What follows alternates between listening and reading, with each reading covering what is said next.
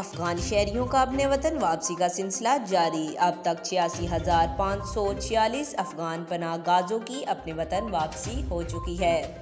پاکستان نے ہمیشہ ایک ہمدرد اور ذمہ دار ہمسائے کا کردار ادا کیا ہے، جس کی دنیا میں کوئی مثال نہیں ملتی۔ پاکستان کئی دہائیوں سے افغانستان کے جنگی متاثرین کو اپنے ملک میں پناہ دیے ہوئے ہے۔ حکومت پاکستان نے غیر قانونی شہریوں کو پاکستان چھوڑنے کے لیے 31 اکتوبر کی ڈیڈ لائن دی ہے۔ پاکستان میں دہشت گردی، منشیات، کلاشنکوف کلچر اور اسمگلنگ جیسے بے شمار جرائم افغان پناہ گزینوں کی وجہ سے پیدا ہوئے ہیں۔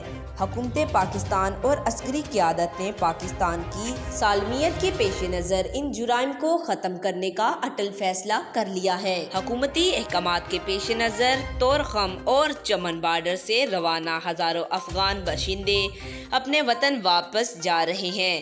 28 اکتوبر کو 4,572 افغان باشندے اپنے ملک چلے گئے۔